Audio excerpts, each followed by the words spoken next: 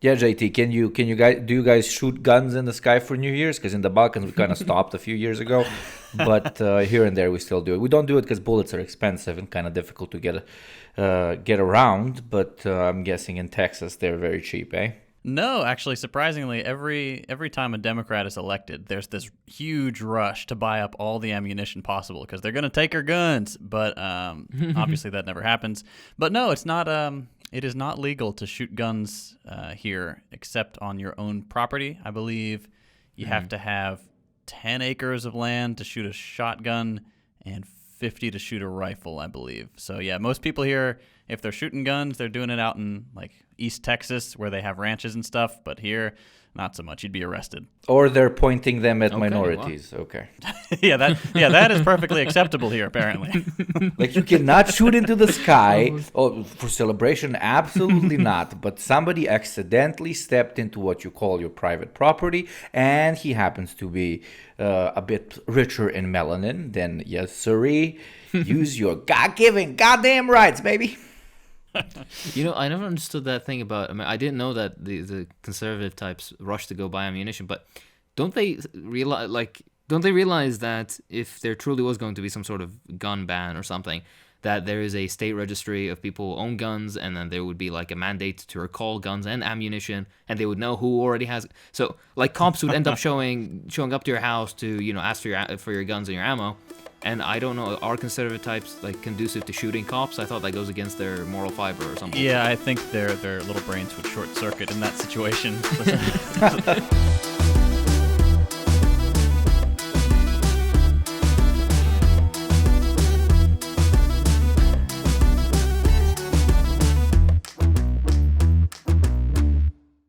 So, ladies and gentlemen and NBs, as the new year rears its ugly cute mug ever further, we decided to do something special for you guys today. When we heard the show's eternal favorite, Queen of Girl Power bossing the female prison guard to beat all other female prison guards, the failed daughter we never wanted but deserved, Hillary Clinton, had a masterclass. Well, we had to financially support that and give you guys the scoop. By financially support, I don't mean we found the whole thing ripped on a random Chinese website. Of course, we paid the $30 it takes to listen to this thing. And by giving you the scoop, we mean taking a shit the size of what me and JT would make if we ever tried Hakim's cooking all over this thing. So, welcome to episode 10 of the Deprogram. Thank you for all the support you've shown us over the last month and a half. The show has hit over 150,000 downloads. That literally sounds fucking insane. Do consider supporting us on Patreon. Get early bonus episodes and much more in return.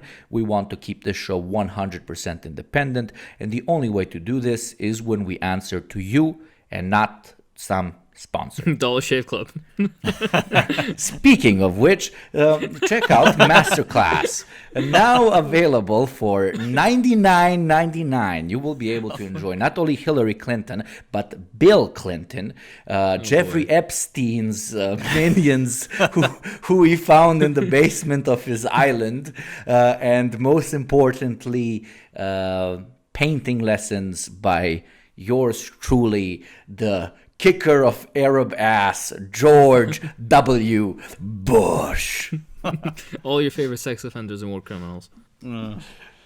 Exactly. So yes, ladies and gentlemen, you both watched the whole masterclass. At least we decided, the three of us, to cut it into three sections, because watching the whole thing, which is around 3 hours, would be mental suicide, and we decided to stay away from that.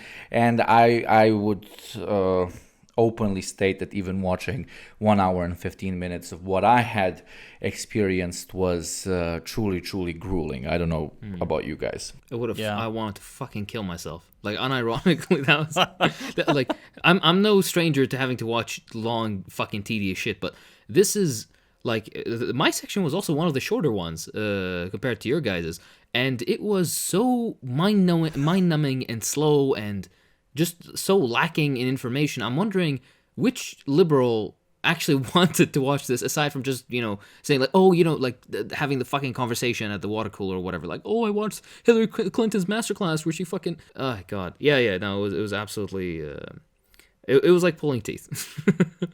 Yep. Vapid, soulless, incredibly painful to watch. And like she, at one point in my section, she started crying, and she's rehearsed it like it completely. Oh fake. my god! Like, she starts crying on exactly the words she planned. She stops crying at a very convenient time to deliver the finishing blow of the speech. God, it was awful. But she talks about like, yeah, there's about like, discussing and negotiating. At least in my segment, I will get to it eventually. But just the way she talks about it, as if she's some expert, but then you actually look at the way she's talking about these things, and it's the most 101, like, YouTube video on charisma, like, bullshit.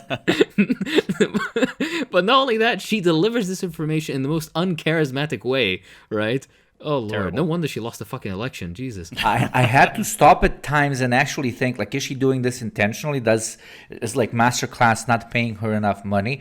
Or is she genuinely this basic? And I, with all honesty, think that she is this basic, because she does not seem like she would be smart enough to manipulate her audience in a way that we might perceive her as doing. I mean, we're talking about the Pokemon Go to the polls woman. At one point, and this is my favorite fucking part, gentlemen, at one point, she says what her favorite mantra is, her favorite quote in the world. Her favorite quote is by Winston Churchill, and I shit you not, it's never give up. Hillary's favorite quote is never give up. Oh my. I love that you even have to attribute that incredibly vague statement. Yeah, that was Winston Churchill. No one else has said that. Yes, and she did the whole previous to that, she did a whole convoluted thing about being motivational and about how even when people tell you not to do something, you should do something. People paid $30 for the biggest fail girl in the world, fail son, but with girl. You get my fucking point. To tell them this. I mean, this woman should give a masterclass on how she managed to fool millions in thinking she should have been anything more than a, I don't know, mid-tier car dealership manager. How did you have the entire might of basically the U.S. Democratic establishment and practically all of Hollywood behind you? It, like, literally everybody who controls and still fucking fail. And they, like, I mean, of course, like, it's not commenting on the nature of American elections, that they're all bullshit, that they're not actually democratic, that real people don't have any choice in who actually ends up running, let alone who wins, blah, blah. We're not here for that kind of talk. We're here to shit on Clinton and the entire idea of having a fucking masterclass by somebody who lost. Fuck. All right, whatever.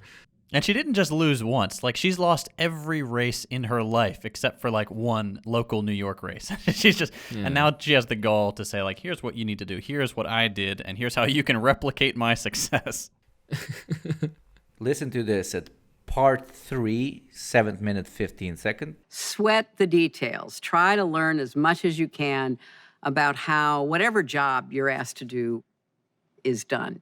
So one of my favorite pieces of advice was, and I want to hear Hakim's reaction to this, her advice is to always sweat the details. So really know everything about a problem before going into solving it, blah, blah, blah. But in order to be relatable, this woman goes, and I kid you not, when someone I know gets sick and I go to the hospital, I want to make sure the doctors, the nurses, everybody in the hospital sweated the details. I can already quote her in my mind yelling at a doctor who's trying to cure Bill's smegma infection or something about how he'll be waiting for a lawsuit if he makes any mistakes. You know, better sweat the details, motherfucker. The most relatable thing she could think of about sweating the details, about fucking being detailed, oh my god, masterclass, was how she is awful, probably towards people trying to save her life or the life of their loved ones.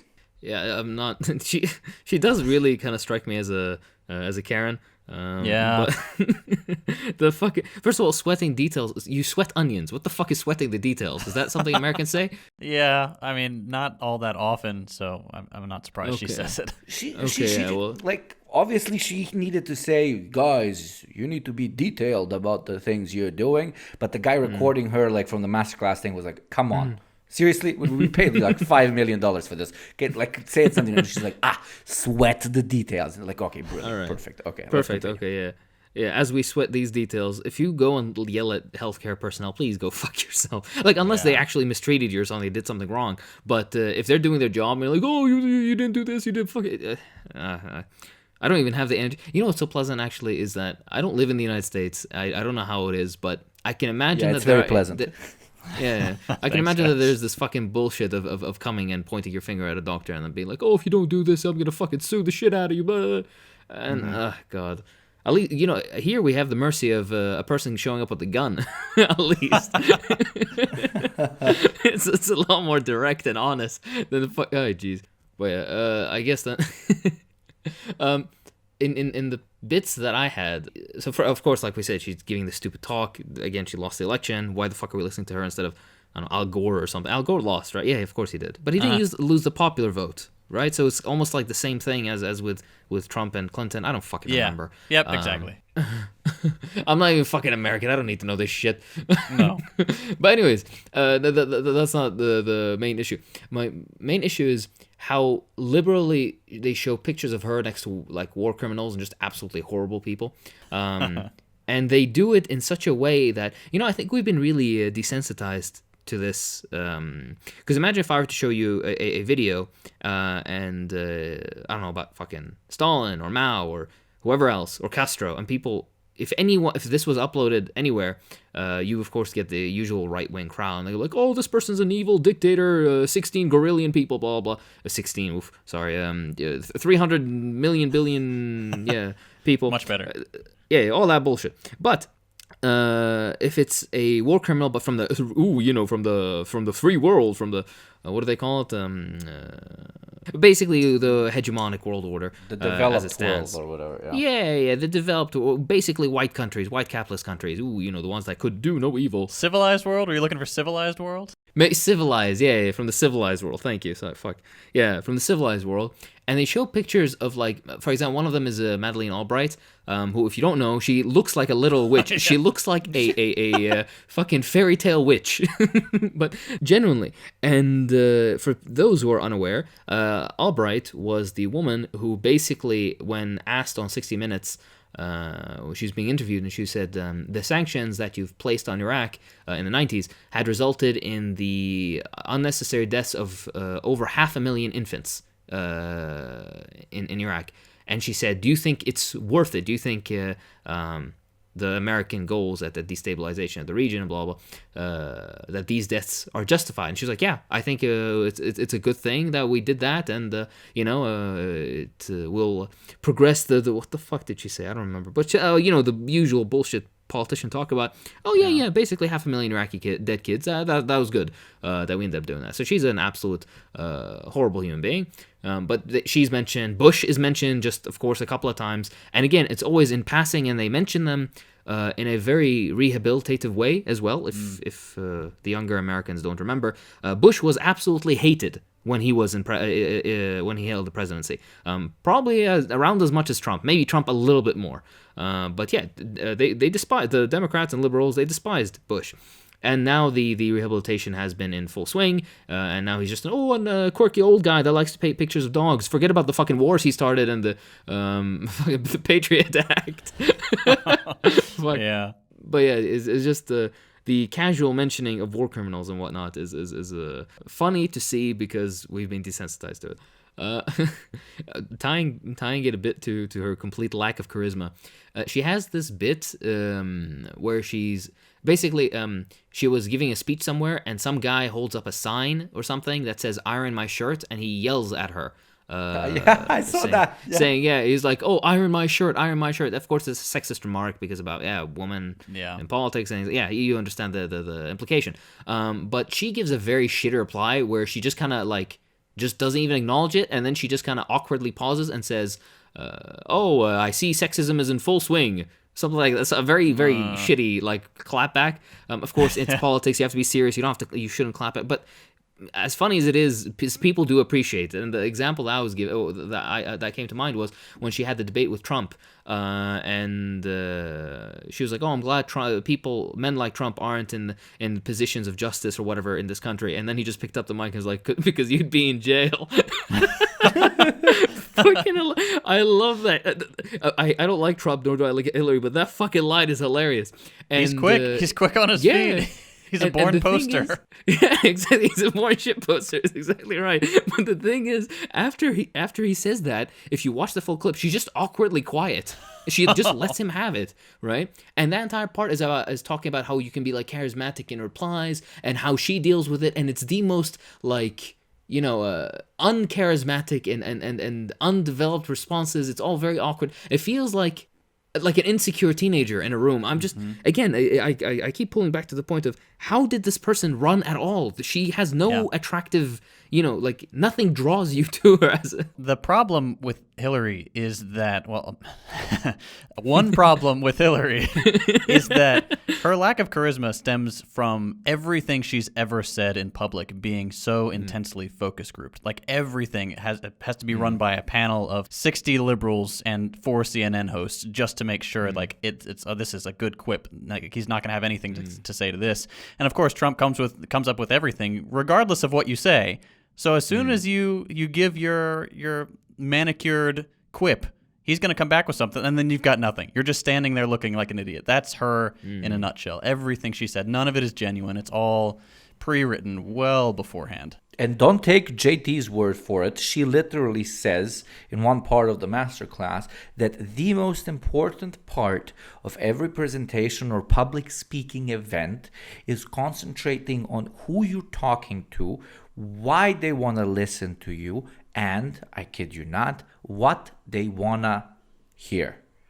So if she's pitching this to a random guy listening to her on this overpriced platform, then it was probably a massive part of her everyday strategy back when she was running and up until today, obviously. Yeah, no, you definitely saw that, and again, I think we mentioned it as a previous episode, but the election that she took part in against Trump, and how like not only interest group focused, but also how artificial it all felt. Like Trump is the guy with the he's with the alt right and these people, and I'm the one with the minorities and the women and the fucking I'm woke. Look how woke I am. But literally, her brain works that way. I have hot sauce in my bag. I'm woke. But it's incredible that her brain genuinely works that way. When she comments, it's also in the master class. She comments on when she had a debate with Trump. She saw him being more and more aggressive, and she thought, "What I should do."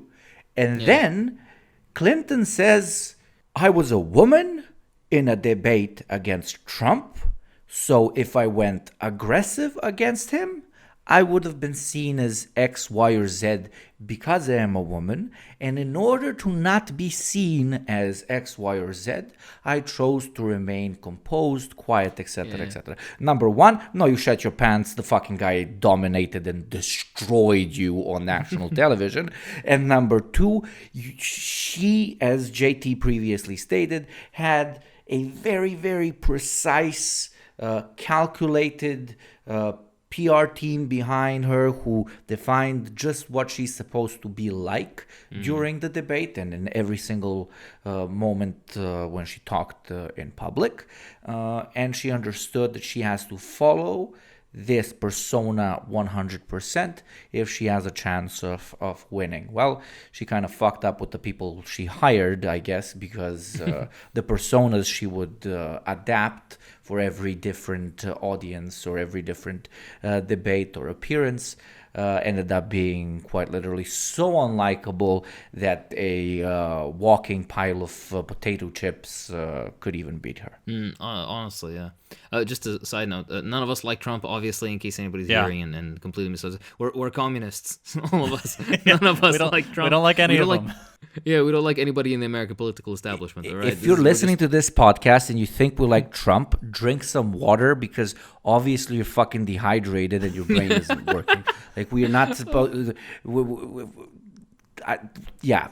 Fuck you. Like, what the fuck? Like, genuinely, like, are you seriously listening to three communists? And you might at some point in your brain be like, whoa, maybe these guys agree with the potato man, the natural guy. Yeah, What the fuck? but that's actually so funny because on one side the Trump people are like, oh, Biden's a communist, but on the other side there are lots of Democrats who try to do this weird associating Trump with Russia and still thinking Russia is communist, so they would like do, like write Trump but in the fake Cyrillic. The fake Cyrillic, and they and then they would draw him in like red and yellow, like the Soviet colors, or be like, oh, he's the fucking KGB man on the fucking inside. This stupid shit. Like, God, liberals have such brain rot. But no, this goes back to you opening what you said about when she was in the debate and she's like, oh yeah, she literally says like, I ignored Trump's antics during the debate and that was the right decision, is what she said. But you still lost the fucking election. Yeah, was it really the right decision? And the debate. Yeah. Yeah, fuck yeah. Oh, that's so stupid. But the part that I really dislike about that, I don't remember the chapter head or what it was, but in that part, I think she's just talking about composing yourself in dialogue or some shit, and it's the worst like high school debate class advice. The 3 points were: practice your points. Try to prepare for unexpected questions and have situational awareness. Those are her 3 points of advice. And Yeah, motherfucker, that's a debate. Like, the fuck?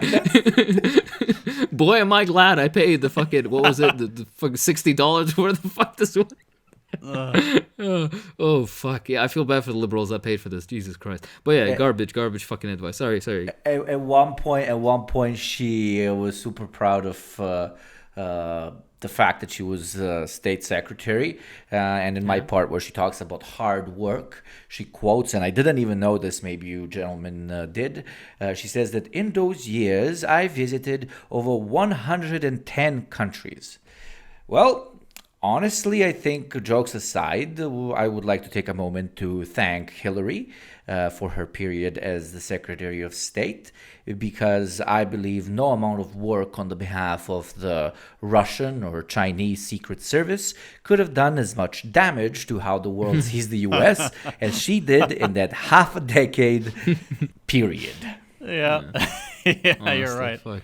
Which is a good thing. Oh my God, we found it. Okay, we found it. So she's cringe. She doesn't know any blah blah blah. She's a plant. She's a plant. Yeah. At She's one one point, of ours.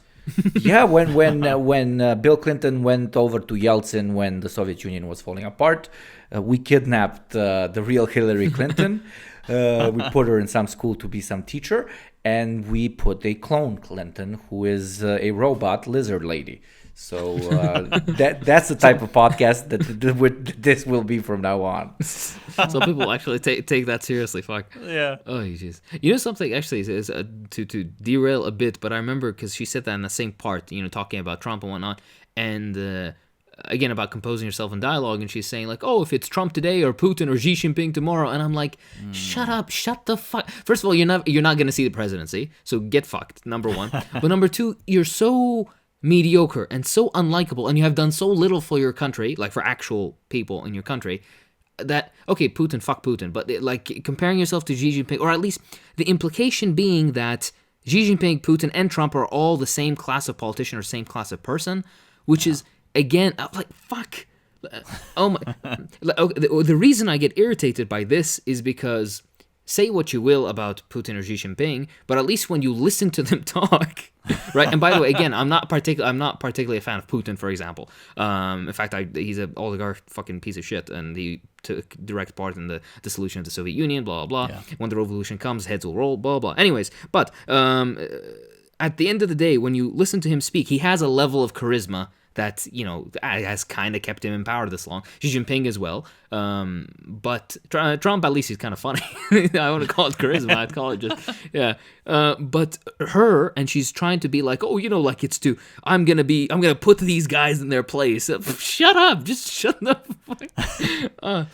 So she's the embodiment of the West Wing liberal fantasy. Like, Yeah. you guys have seen that show, right? West Wing. Yeah. It's the walking and talking in the halls of power and these quick, snappy one-liners, and that's what she thinks it means to be a good, likable, electable politician. It's just such a farce. Yeah, and it's first of all, I don't think I've unironically met somebody who liked Clinton. I remember I spoke to an American friend of mine, and it was during the elections in 2016, and I was talking to that person. I was like, all right, who are you going to vote for? It's like, well, I'm going to vote for Clinton. I was like, why? Like, why are you voting at all? He's like, yeah, well, voting for anybody else is like a vote for Trump. I was like, see, the people who are voting for you don't even want to vote for you. They just want to vote against the other guy. Yeah. That's what American politics is. Like, I hate that guy. I'm going to vote for the other one. Yeah. It's exhausting. Jesus Christ. Yeah, I do not pity you. No. I do not envy you. I pity you, I do not envy you. Fuck. Fuck you, I don't pity you. That came very rude. That came off very rude. Fuck. Sorry. I don't envy you. My bad. Fuck. And honestly, Hakeem, it's kind of ruining it for us as well. We used to at least have like a interesting warlords and dictators and stuff that would like go ahead and give like 4-hour speeches and like be extremely chauvinistic and very open with what their way of thought is and shit. But now all of them are trying to be more like Western politicians and be this manipulative little fucking weirdo. Like, come out in public on all the TV stations and call for war and say we will destroy these inferior people, but and they don't even do that anymore. Like, you Americans fucking ruined that for us as well. Now everybody's trying to be like their own little version of the polite and kind Hillary Clinton or the Uncle Joe. Yeah, I just ate my ice cream. Oh, where did my ice cream go? Oh, here's where did my ice cream go? No chocolate chip for me. Chocolate chip goes to the back of the bus. Oh wait, what did I say? Is somebody recording me? Oh no. I remember fuck. Oh, I just got what you said. Oh my god. That's so fucking funny. On my 2022 predictions list, I have Joe Biden says the gamer word, and I guarantee you I'm going to check that off my 22 bingo card. I mean, he already says it in his personal life. The dementia will get deep enough that he's going to see one of his Secret Service guards, and he's like, "What is this African American gentleman doing? You're so articulate." He seems the type to say shit like that. Fuck. Absolutely. Oh my god. But come on, let's not be sexist, guys, and move the conversation towards Joe Biden. Yeah. But jokes aside, there is actually, at least in my part of the masterclass, she said something very specific, which gave me an insight into how this woman's brain, at least her political brain, potentially works. She says that ever since she went to university, and ever since she started working in law and under different political Congress, etc., figures, that her ideology was the protection of family and children and quote-unquote different minorities, which are being oppressed, even though, as we know, she was against gay rights. She indirectly kind of said that a lot of minorities in the States have the gangster mentality or whatever, quote-unquote. But what led her to this way of thought, based on her words herself, is when she was in university, the civil rights movement started. And the civil rights movement inspired her, this era of change and revolt, inspired her to be quite literally a professional advocate for the previously mentioned groups that I mentioned.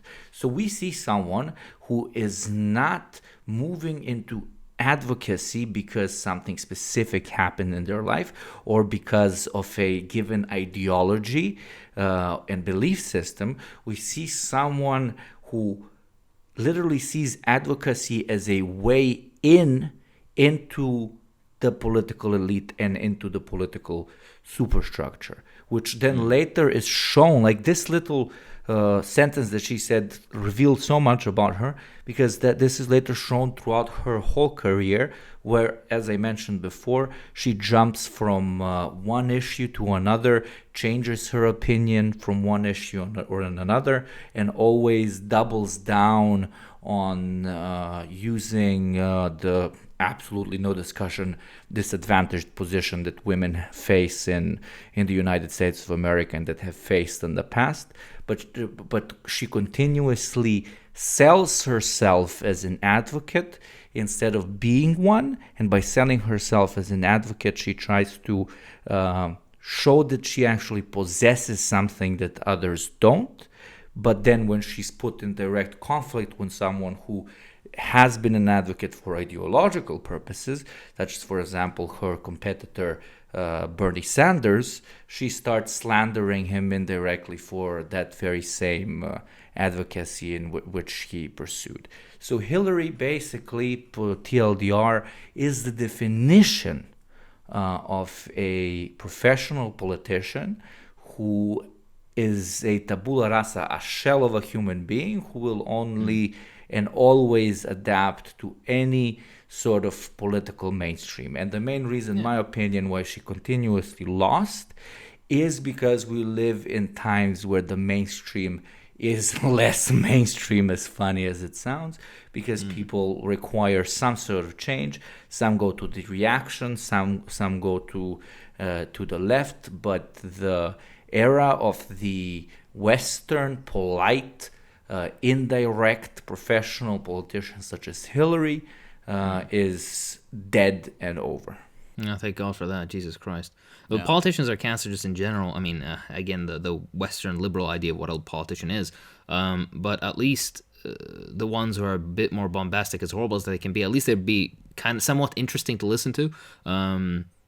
Trump and all the other ones are garbage as well, but at least Trump was sometimes funny to listen to. It's something that, like I remember my parents who are, they don't really care about fucking American politics, but they would find random clips, or their friends would send them random clips of Trump saying stupid shit, and they'd be like, haha, and they'd forward to me, and they'd be like, oh, look at this shit. Like, at least, whatever. TLDR, bring more shitty politicians that, don't know how to fucking, don't do this weird, polite, sophisticated, oh, I'm such a civilized member of society fucking talking shit, so third world brown boomers can laugh and share it on WhatsApp with other shit. Fuck. Well, some of my favorite stuff from this, I had the final section, the last third. So I was the lucky one who got to listen to the would-be victory speech that she would have given if she had won. Oh, holy shit. Yeah, I didn't listen. I didn't want to spoil it. Oh, it's good. It's good. She said she had never read it to anyone out loud. She'd never shared it with anyone before. So this was the how first privileged time are we? she was. Yeah, exactly. So this was the victory speech she wrote before the victory or after she lost? Before she lost. Like, this was assuming she had won the presidency, assuming she had beaten Trump. She would have given this as her victory speech. Isn't this called counting your chickens before they hatch? Isn't that? Yes, that is correct. But no, Hakim, they are professionals. They must be prepared for any situation. Oh, I'm sorry. Yeah. Situational awareness, and then fucking whatever, fucking cock and ball torture, whatever else. I am Hillary Clinton. You must work hard and put in the work and sweat the details, and do not listen to critics and prepare a speech. Yes, I know. I'm fucking rough. Yeah. Let's hear it, I'm enjoying it.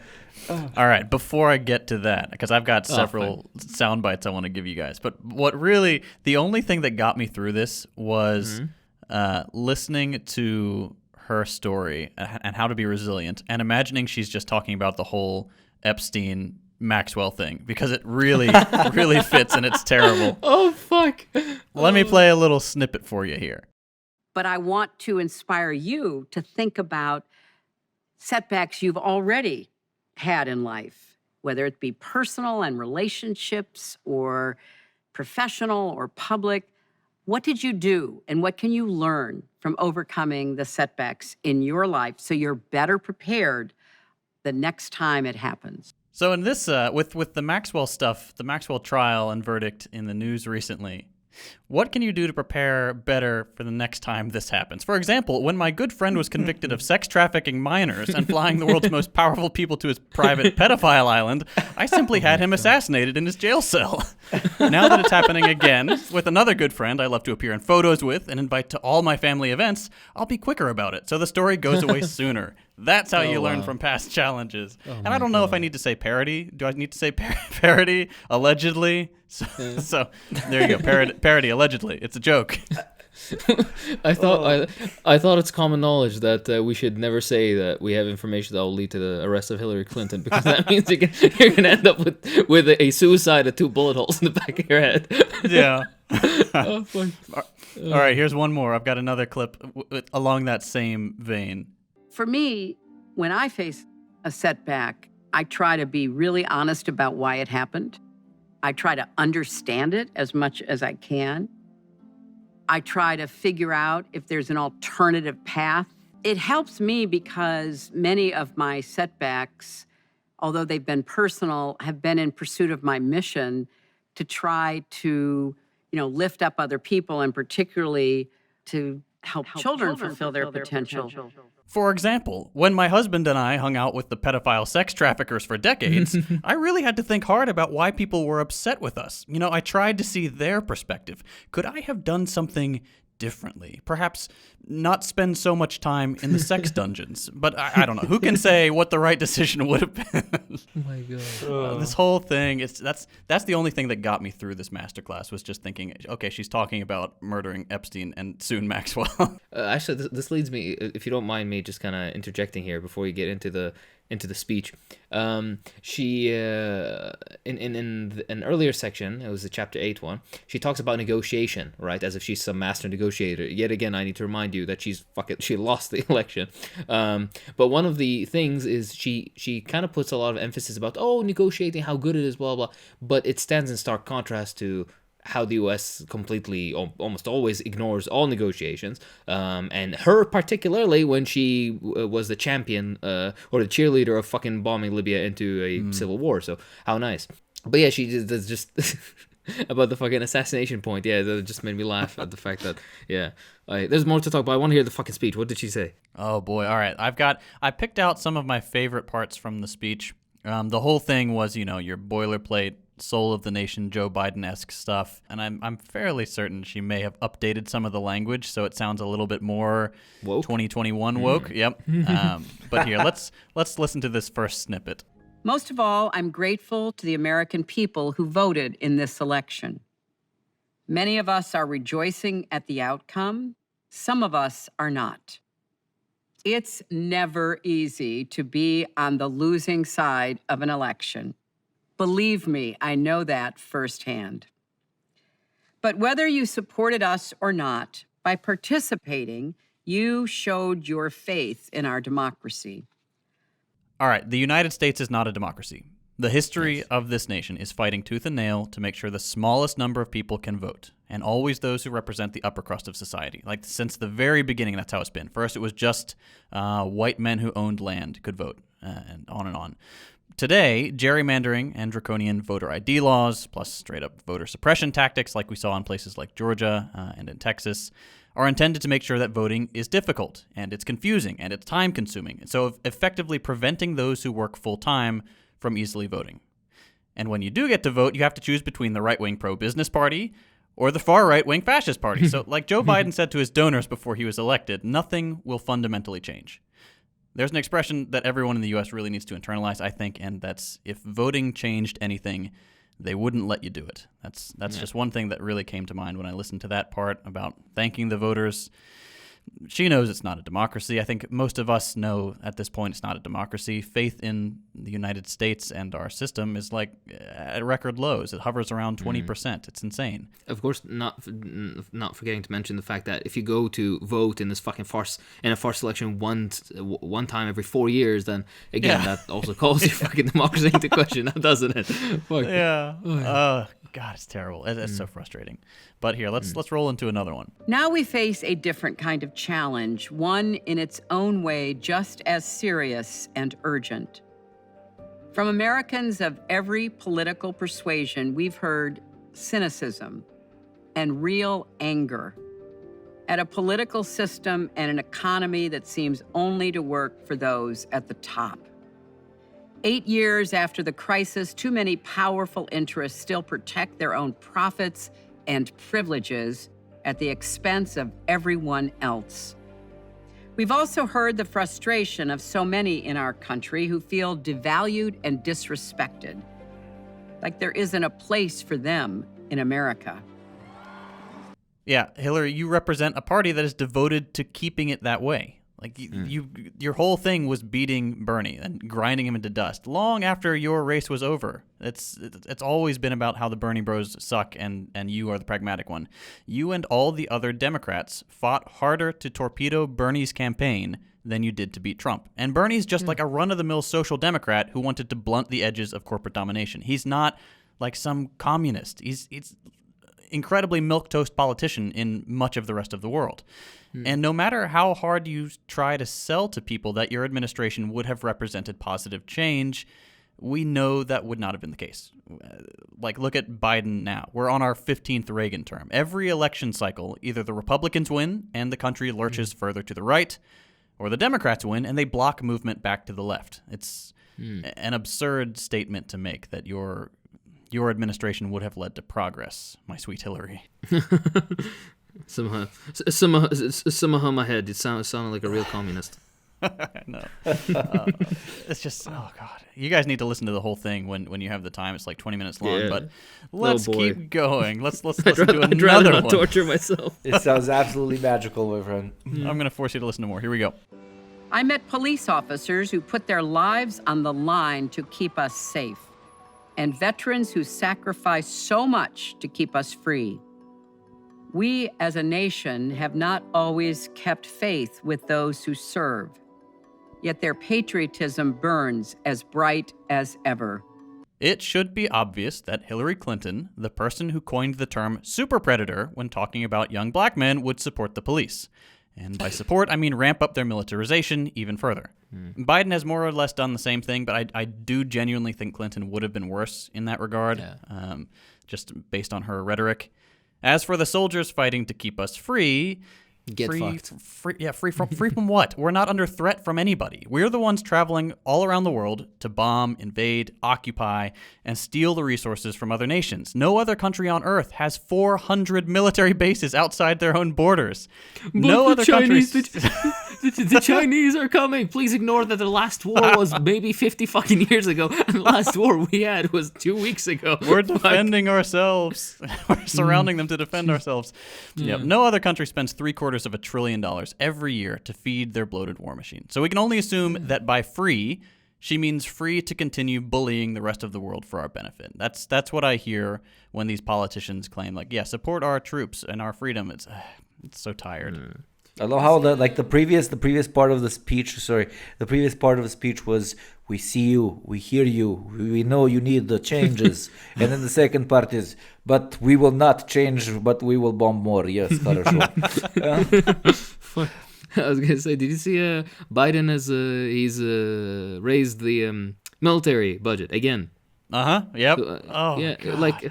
Oh Lord! So and he again, over-delivered on that. He over-delivered on that by like 8% or something. He delivered 108% of what he promised the military budget would be, and he under-delivered to the tune of like 92% infrastructure stuff. I saw a graph; it was absurd. It's disgusting. Liberals, fucking liberals! I swear to God. Sorry, go on, JT. Yeah, I genuinely don't know how they justify it and say, yeah, he's doing well. Okay, all right. So I have one more little snippet here for you guys, and I think this is my favorite little chunk, and there's so much to unpack. Let's listen. The transition we launch tonight cannot just be from one administration to another, while the rest of Washington remains stuck in business as usual. It must be a transition to a new ethic of patriotism and pragmatic progressivism that always puts the interests of the nation first.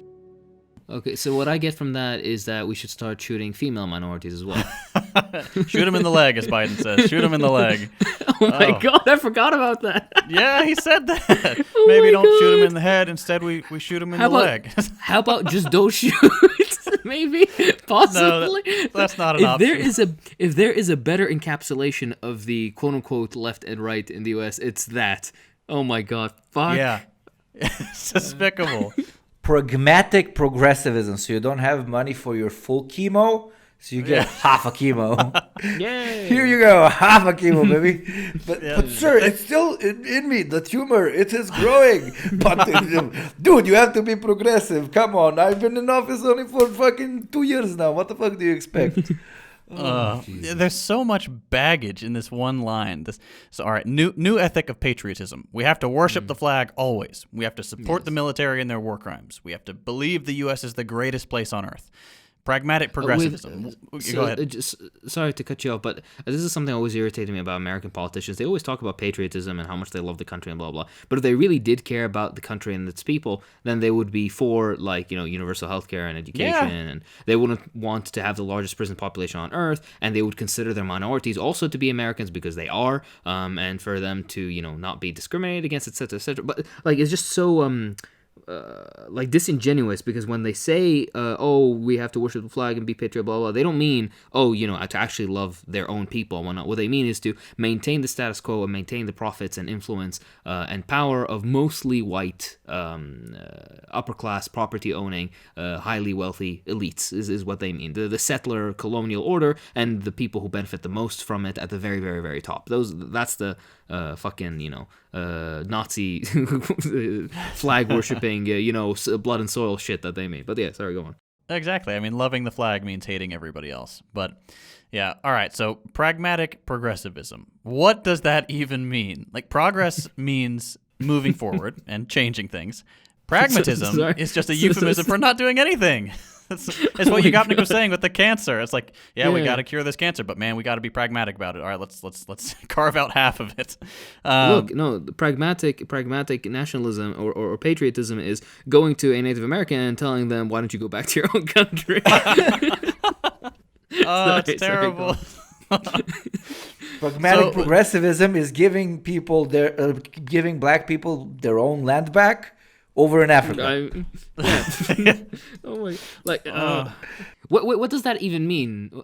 I'm sorry, but like as a statement, as a thing, like definitions fucking matter. What is a pragmatic progressive policy? Exactly. Yeah, she's just trying to cancel it out. Like they hate the term progressive, even though it's a meaningless term now. Like liberals consider themselves progressive, but they have to throw in pragmatist, because every liberal I've ever spoken to when talking about like universal healthcare and things like that, well, we have to be pragmatic. Like, but why?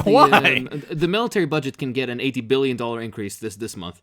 Yeah, and that doesn't increase inflation or anything. That's pragmatic. It would have gotten 250. I mean, I'm sorry, my friend. No, this is typical polit speak or whatever they call it. You say something that different people react to in their own way, and it means different things to different people, hopefully positive, and you increase your popularity. What are words? Just complicated airflow. Words don't mean anything to these people. Linguistics means absolutely fucking nothing.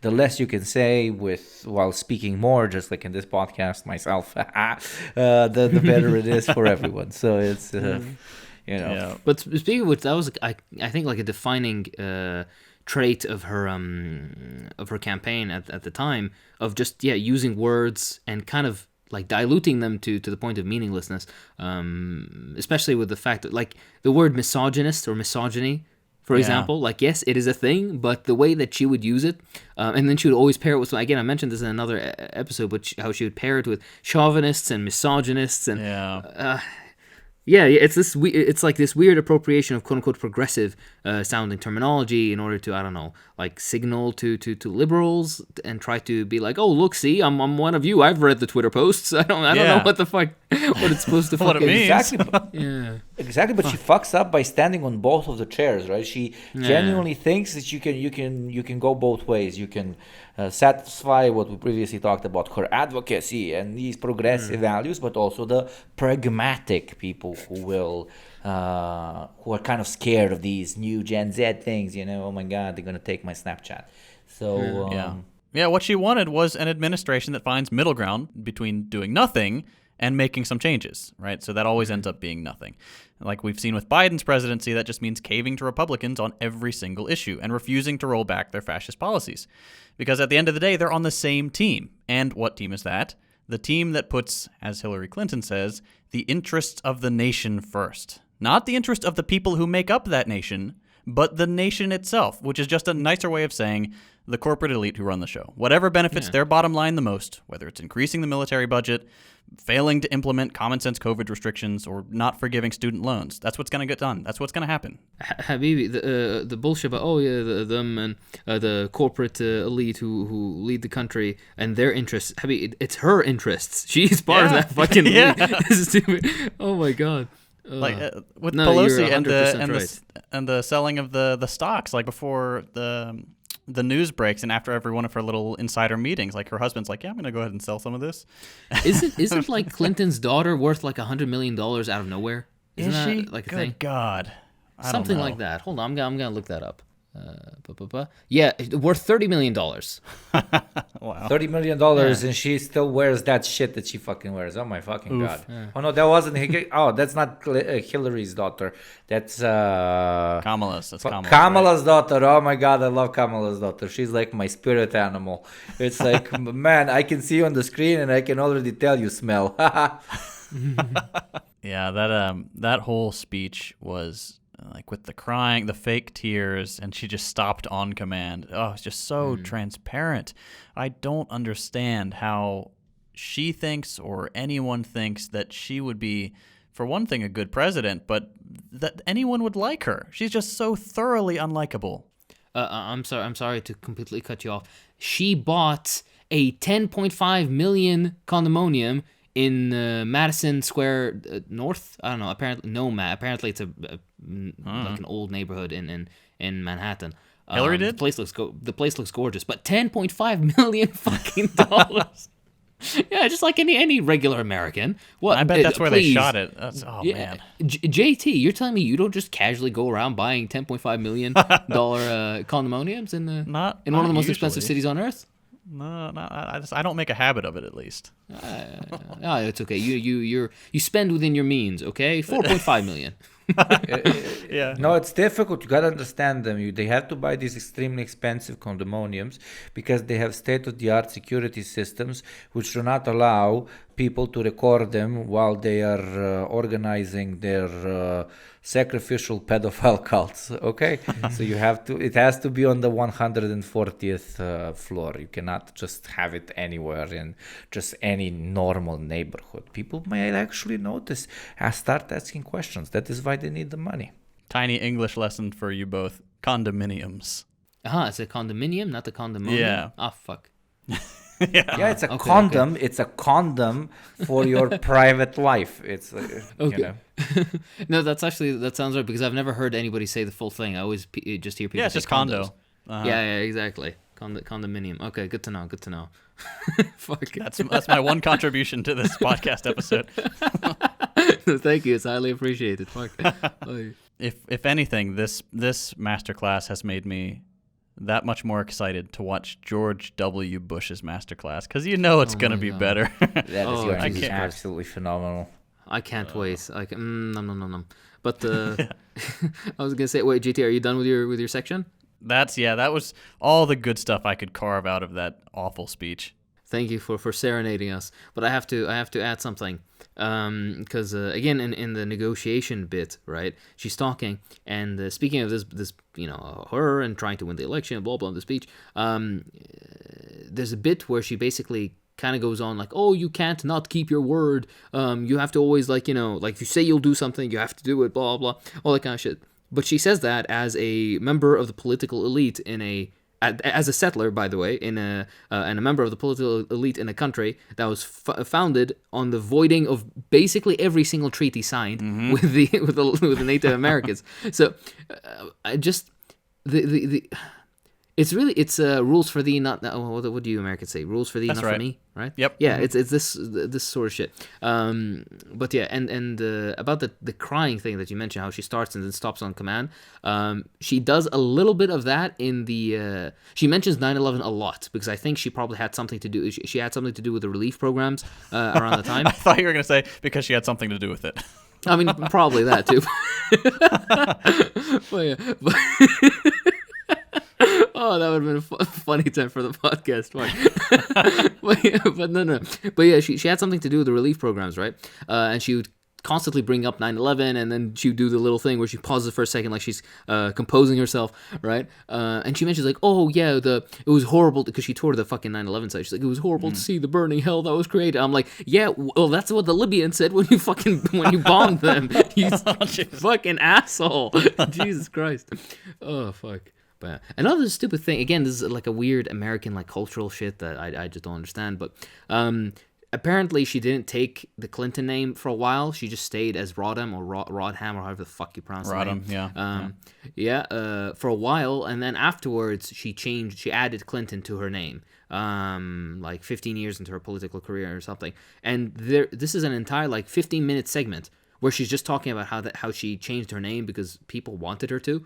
I don't know how this exactly helps her image of the resilient, like and you have to take criticism as it comes, blah blah. I get her point. Her general point was like, you should see if it affects your core values, but if you'd get some like weird opportunistic advantage from doing a change that you don't personally agree with, but don't actually affect your core beliefs, then it should be okay. And it really encapsulates what she is as a politician. Very good point. She only uses values as a shield, but then when she needs to act on those values and actually do something, then she forgets them. So if you attack her, you're attacking a woman. But when somebody is attacking another woman, she forgets about her values of protecting women, and she does not protect that woman. It's I'm not a psychiatrist, but almost sociopathic. Like it's very peculiar about her. She didn't make a very big show of protecting the women in Epstein's fucking dungeons. Yeah. But yeah, or the girls, better to say. Actually, fuck me, what a lord. But yeah, sorry. That's a side tangent. Like put aside. In the next part, she talks about like criticism, blah blah, and this is exactly what you said, Nick. Pretty much every criticism that she mentions, she frames as it's because I'm a woman in politics, not because she's a fucking scheming, snaky, lying. No, none of that. Not because she's a wishy-washy liberal. None of that. No, it's only because I'm a woman. That's why. Yeah, whatever. But her entire point is like, you should accept criticism from wherever it comes, blah, blah. And they would show images of criticism, and they never showed any legitimate criticism that she got. They would show pictures of like the Trump MAGA people, the Hillary and the lock her up, that bullshit. And then one of the pictures, which seemed really out of place, was a picture where there was a congregation of esteemed brown gentlemen dressed in ethnic clothes and big beards and everything, and they were burning a cardboard cutout of her.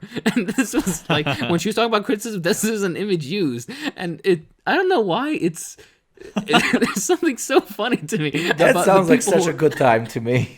That sounds like there's something so funny to me about the guy who edited this together and was like, let me look up criticism of Hillary Clinton, and found a picture of some like miscellaneous like village Pakistani people burning a cutout of her. I don't fucking get it. But yeah, my point is that there was no actual criticism. It was just all vaguely sexist shit, and she would try to twist it as it's because I'm a woman. Again, not that she's wishy-washy and morphs into whatever the fucking whatever's suitable for the room she's talking to. Again, Exhibit 1, I have hot sauce in my bag, but yeah, fuck. Maybe I could just finish up my section. The last section that I looked at was. Again, it was like, women in politics and the double bind, as she called it. And then she would keep using it. And then again, this fucking, what's it called? Not buzz phrase, but buzzword. This fucking buzzword thing where she'd say it enough times that it becomes meaningless. Yeah, she would do this shit. And this was, I think, the only decent part of the entire thing because it was very generic and inoffensive. it was just talk about, oh yeah, sometimes being a woman in a male-dominated field is difficult, and people have different expectations from you. People wouldn't listen to you as much as they would if you're a man, etc., etc. All very valid shit. Just the fact that she's, a snaky, bomb Libya, we came, we saw, he died, fucking liberal, doesn't. By the way, she said that about Gaddafi, if you remember. Oh yeah. We came, we saw, he died, and then the witch cackle. Jesus Christ.